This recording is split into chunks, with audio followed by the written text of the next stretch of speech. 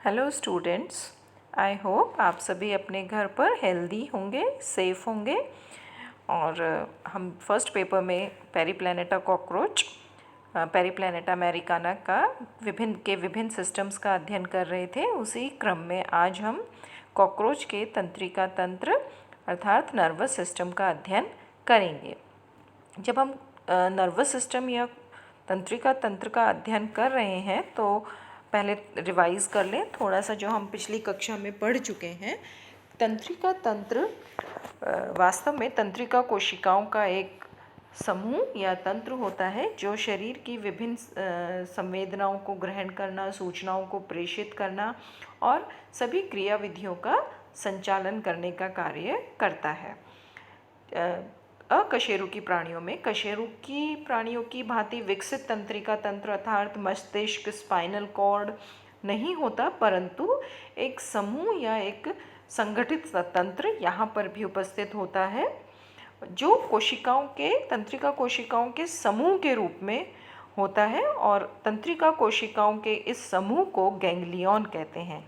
जैसे एक तंत्रिका कोशिका को न्यूरॉन कहते हैं जो तंत्रिका तंत्र की संरचनात्मक व कार्यात्मक इकाई मानी जाती है, और इन्हीं कोशिकाओं के समूह को गैंग्लियन कहते हैं। कॉकरोच में ये गैंग्लियन विशिष्ट रूप से क्रम से उपस्थित होते हैं और अनेक गतिविधियों का संचालन करते हैं, नियंत्रण करते हैं। कॉकरोच में संपूर्ण तंत्रिका तंत्र को मुख्य रूप से 3 भागों में बांटा गया है, और ये भाग होते हैं केंद्रीय तंत्रिका तंत्र सेंट्रल नर्वस सिस्टम, परिधीय तंत्रिका तंत्र पेरिफेरल नर्वस सिस्टम और स्वायत्त तंत्रिका तंत्र। इन तीनों तंत्रों के बारे में हम डिटेल में अध्ययन करेंगे। उससे पहले कॉकरोच में इस चित्र द्वारा हम तंत्रिका तंत्र को किस प्रकार से उपस्थित होता है देख सकते हैं। सबसे अग्रभाग में हमें दिख रहा है सुप्रा ईसोफेजियल गैंग्लियन। ये जो ब्लैक संरचना आपको दिख रही है, एक संगठित संरचना डॉट के रूप में, ये तंत्रिका कोशिकाओं का समूह है, इसलिए इसे गैंग्लियन कहते हैं। और इसकी स्थिति होती है ईसोफेगस ग्रसिका के ऊपरी भाग में, अतः इसे सुप्रा ईसोफेजियल गैंग्लियन कहा गया है। निचले भाग में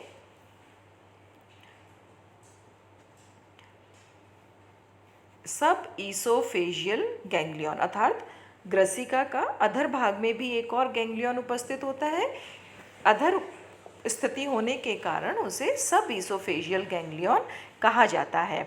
दोनों ही गैंग्लियन को जोड़ने के लिए संयोजनी के रूप में कमीशियर उपस्थित होते हैं। यह कमीशियर सुप्रा ईसोफेजियल और सब ईसोफेजियल गैंग्लियन को संयोजन के रूप में या संयोजनी के रूप में जोड़ता है। उसके पश्चात प्रत्येक खंड में, क्योंकि कॉकरोच या जितने भी आर्थ्रोपोडन हैं सब में शरीर खंडों में विभाजित होता है, इसी प्रकार हम देख सकते हैं वक्षीय खंड अर्थात थोरेसिक सेगमेंट्स में 3 गैंग्लियन हैं जो मीजो मेटाथोरेसिक सेगमेंट में है, और एब्डोमिनल सेगमेंट्स उदरीय खंडों में 6 एब्डोमिनल गैंग्लियन होते हैं। कौन कौन से सेगमेंट्स में होते हैं, कहाँ तक उपस्थित है, ये डिटेल में हम आगे पढ़ेंगे। उपस्थिति के आधार पर इनको थोरेसिक गैंग्लियन 3 व 6 एब्डोमिनल गैंग्लियन कहते हैं। जो 2 हमें धागेनुमा संरचना अग्र सिरे से पश्च सिरे तक दिखाई दे रही है, ये वेंट्रल नर्व कॉर्ड कहलाती है। वेंट्रल नर्व कॉर्ड में 2 पैरेलल समानांतर तंत्रिकाएं चल रही हैं। वेंट्रल इसलिए कहा गया है क्योंकि देख सकते हैं आहार नाल को जैसे ही हम हटाते हैं नीचे ये धागेनुमा संरचनाएं दिखती हैं, अर्थात आहार नाल के अधर भाग में ये स्थित होने के कारण इसे हम वेंट्रल नर्व कॉर्ड या अधर तंत्रिका तंतु कहते हैं। अब किस अंग में किस प्रकार से गैंग्लियन उपस्थित हैं, उनके कार्य क्या हैं, इनका अध्ययन हम डिटेल में करेंगे। सर्वप्रथम हम केंद्रीय तंत्रिका तंत्र का अध्ययन करेंगे।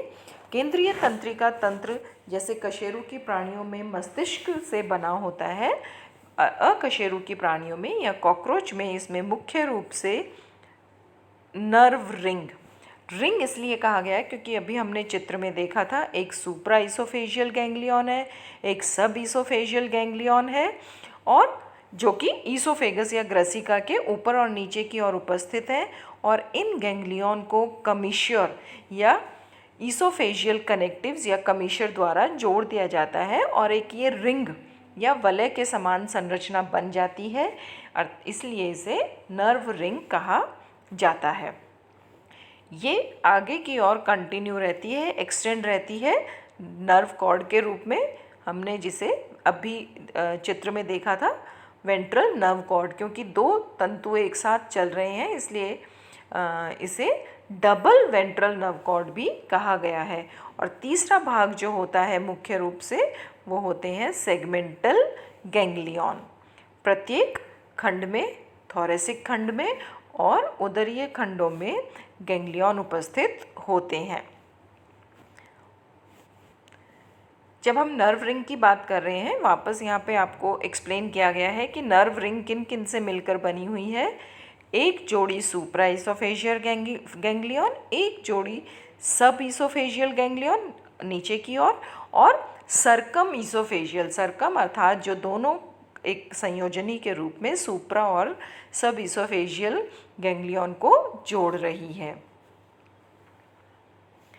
ब्रेन में या मस्तिष्क या जो नर्व रिंग बन गई है उसका मुख्य कार्य सिर्फ संवेदनाओं को ग्रहण करना या उसके प्रति सूचना देना ही नहीं होता, अपितु यह अंतःस्रावी केंद्र के रूप में भी कार्य करती है, अर्थात एंडोक्राइन सेंटर भी होती है।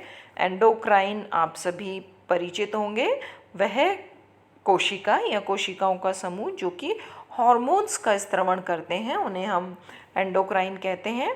तो कॉकरोच में नर्व रिंग सिर्फ सेंसरी न होकर हॉर्मोन्स का भी स्त्रवण करती हैं जो कि हीमोलिम्फ में त्याग दिया जाता है।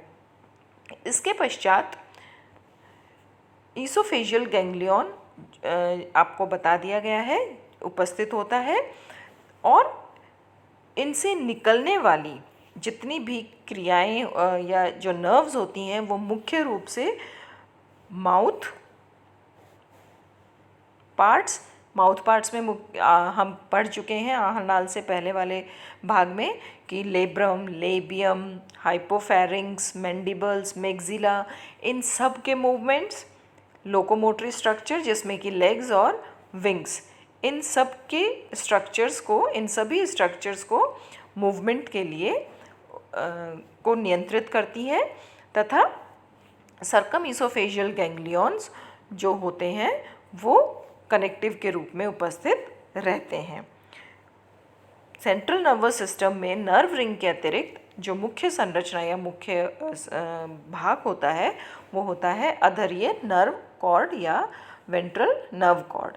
वेंट्रल नर्व कॉर्ड चित्र में आपने देखा था कि आहार नाल के बिल्कुल अधर सतह पर उपस्थित है, इसीलिए इसे वेंट्रल नर्व कॉर्ड कहा गया है। और इसमें मुख्य रूप से दो लॉन्गिट्यूडिनल अर्थात लंबवत तंत्रिकाएं उपस्थित हैं, और ये तंत्रिकाएं सब ईसोफेजियल गैंग्लियन से प्रारंभ होकर कहाँ तक जाती हैं, उदरीय खंड के 7th सेगमेंट या उदर के 7th सेगमेंट तक उपस्थित होती हैं, जो कि गैंग्लिया के रूप में वहाँ पर समाप्त होती हैं। अब कितने सेगमेंटल गैंग्लियन या कौन कौन से खंड में गैंग्लियन उपस्थित होते हैं यह हम देखेंगे। जैसा अभी आपको चित्र में भी बताया था, कॉकरोच में टोटल 9 सेगमेंटल गैंग्लियन हैं। इनमें से 3 थोरेसिक गैंग्लियन और 6 एब्डोमिनल गैंग्लियन होते हैं। ये एब्डोमिनल गैंग्लियन सेगमेंट नंबर 1, 2, 3, 4, 6 और 7th सेगमेंट में होते हैं। 1, 2, 3, 4, 6 एंड 7th एब्डोमिनल सेगमेंट अर्थात उदर के पहले, दूसरे, तीसरे, चौथे, छठे और 7वें खंड में उपस्थित होते हैं। इसका अर्थ क्या हुआ कि 5वें, 8वें और 9वें खंड में किसी भी प्रकार के खंडीय गैंग्लियन उपस्थित नहीं होते। इन 6 गैंग्लियन में से भी सबसे बड़ा गैंग्लियन 6th अर्थात अंतिम उदरीय गैंग्लियन होता है। और अंतिम उदरीय गैंग्लियन कहाँ उपस्थित होगा? 7th एब्डोमिनल सेगमेंट में। ये हो गया सेंट्रल नर्वस सिस्टम, जिसमें मुख्य रूप से नर्व रिंग जो कि सुप्रा इसोफेजियल गैंग्लियन, सब इसोफेजियल गैंग्लियन, कनेक्टिव्स या कमीशियर, सरकम इसोफेजियल कमीशियर या कनेक्टिव से मिलकर बनी हुई नर्व रिंग है, और उसका एक्सटेंडेड भाग होता है वेंट्रल नर्व कॉर्ड, और इनसे निकलने वाले या जहाँ पर भी ये संयोजित हैं सेगमेंटल गैंग्लियन से। कॉकरोच के तंत्रिका तंत्र का द्वितीय भाग या जो दूसरा मुख्य भाग होता है वह है परिधीय तंत्रिका तंत्र। परिधीय का अर्थ यह है कि जो भी केंद्रीय तंत्रिका तंत्र है अर्थात गैंग्लियन से निकलने वाली तंत्रिकाएं। गैंग्लियन किसके मुख्य भाग हैं? केंद्रीय तंत्रिका तंत्र से, और इनसे निकलने वाली सारी तंत्रिकाएं पेरिफेरल नर्वस सिस्टम या परिधीय तंत्रिका तंत्र का निर्माण करती हैं। सबसे पहले अगर हम देखें कि जो नर्व रिंग है या जिसे हम कॉकरोच का ब्रेन कह रहे हैं, उससे 3 जोड़ी तंत्रिकाएं निकलती हैं, और ये 3 जोड़ी तंत्रिकाएं मुख्य रूप से कंपाउंडाइज अर्थात संयुक्त नेत्र, एंटीनी जो कि हेड के ऊपर उपस्थित होती हैं, और अपर लिप या लेब्रम को जाती हैं। ये शीर्ष पर उपस्थित मुख्य उपांग होते हैं, सेंसरी स्ट्रक्चर्स होते हैं, कंपाउंडाइज, संयुक्त नेत्र, एंटीनी और लेब्रम, जिनसे जो कि अग्रभाग में उपस्थित हैं। नर्व रिंग से 3 तंत्रिकाएं, 3 जोड़ी तंत्रिकाएं प्रत्येक ओर को इन संरचनाओं में जाती हैं। इसी प्रकार जो सब इसोफेजियल गैंग्लियन होगा नर्व रिंग का, उनसे 3 जोड़ी तंत्रिकाएं निकल कर जाएंगी मैंडिबल्स, मैक्सिली और लेबियम। ये मुख्य रूप से मुखांग हैं। मैंडिबल और मैक्सिली भोजन को काटने और पकड़ने का काम करेंगे, और लेबियम अधर ओष्ठ या लोअर लिप का कार्य करता है। इसी प्रकार थोरेसिक गैंग्लियन जो हैं, क्योंकि थोरेक्स में मुख्य रूप से उपस्थित होती हैं वॉकिंग अपेंडेजेस या लोकोमोटरी स्ट्रक्चर्स, जिसमें मुख्य रूप से लेग्स और विंग्स आती हैं। तो थोरेसिक गैंग्लियन जो कि हमने पिछली स्लाइड्स में देखे थे 3 होते हैं, प्रो, मीजो, मेटा। इन थोरेसिक गैंग्लियन से निकलने वाली तंत्रिकाएं अपने सेगमेंट के लेग्स और विंग्स को जाती हैं, और उनके सभी प्रकार के मोटर मूवमेंट्स या चलन क्रियाएं जो होती हैं उनको नियंत्रित करती हैं। इसके पश्चात 7वें उदरीय खंड, जितने भी ऑर्गन्स उपस्थित होंगे उदरीय खंडों में, उनसे जो उदरीय गैंग्लियन होंगे, एब्डोमिनल गैंग्लियन होंगे, वो उन ऑर्गन्स को या उन सेगमेंट्स में उपस्थित सभी विसरल ऑर्गन्स की क्रियाओं को कंट्रोल करते हैं, नियंत्रित करते हैं। अंतिम जो भाग होता है तंत्रिका तंत्र का, उसे हम कहते हैं स्वायत्त तंत्रिका तंत्र। स्वायत्त तंत्रिका तंत्र से पहले मैं आपको जो मेन पॉइंट्स हैं ये एक बार रिपीट करवा दूं कि 7 से 10 से और जो सेगमेंट्स हैं एब्डोमेन का, उनसे जो गैंग्लियन से नर्व्स निकलेंगी वो रिप्रोडक्टिव स्ट्रक्चर्स जितने भी होंगे, अगर फीमेल है तो ओवरी और मेल है तो टेस्टिस, जितने भी रिप्रोडक्टिव स्ट्रक्चर्स हैं, कॉपुलेटरी यानी कि मैथुनांग हैं, और एनल सरसाई, इनको इनकी जितनी भी क्रियाएं होती हैं उन सबको नियंत्रित करेंगे। एब्डोमिनल गैंग्लियन से निकलने वाली जो तंत्रिकाएं होंगी अपने सेगमेंट्स के जितने भी कार्य होंगे, बॉडी वॉल से संवेदनाएं ग्रहण करना या सूचनाएं देना, ये सब कार्य इनको नियंत्रित करती हैं। अब हम आते हैं तंत्रिका तंत्र के तृतीय भाग में, जो कि है स्वायत्त तंत्रिका तंत्र। स्वायत्त तंत्रिका तंत्र मुख्य रूप से 4 गैंग्लियन से मिलकर बना होता है और इसे हम सोमैटोगैस्ट्रिक या विसरल नर्वस सिस्टम भी कहते हैं। सोमैटोगैस्ट्रिक, सोमैटो से यहाँ पर जो अर्थ है कि वे गैंग्लियन या वे तंत्रिका कोशिकाएं जो संवेदी संरचनाओं को या विसरल ऑर्गन्स की जितनी भी क्रियाएं हैं उनको कंट्रोल कर रही हैं, संचालित करती हैं। और इसमें मुख्य रूप से जो गैंग्लियन आते हैं, सबसे पहले फ्रंटल गैंग्लियन।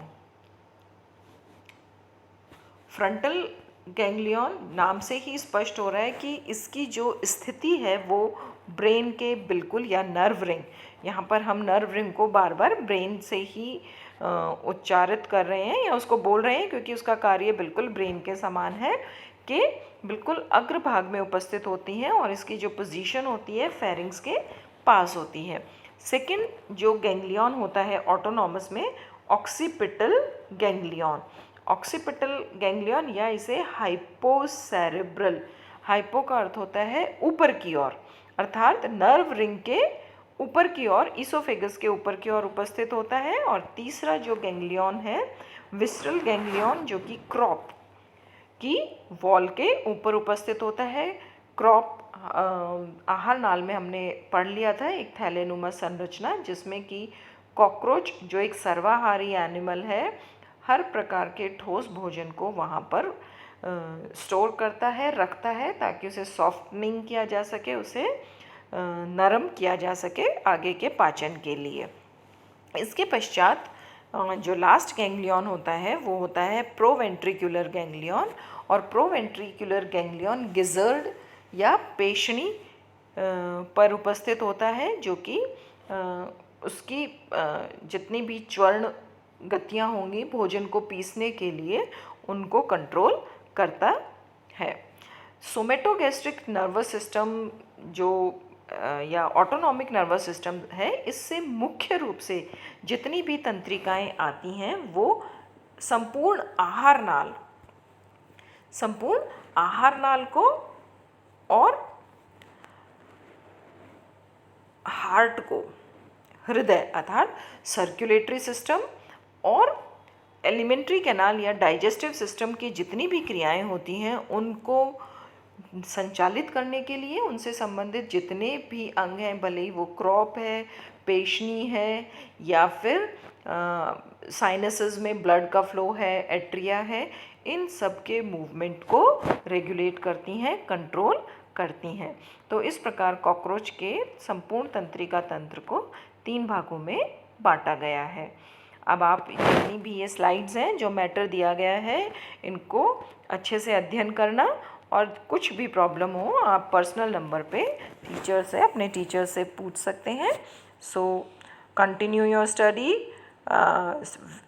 वेल, और अपनी पढ़ाई को बनाए रखें। जहाँ भी प्रॉब्लम हो टीचर से पूछ सकते हैं। Thank you and have a nice time.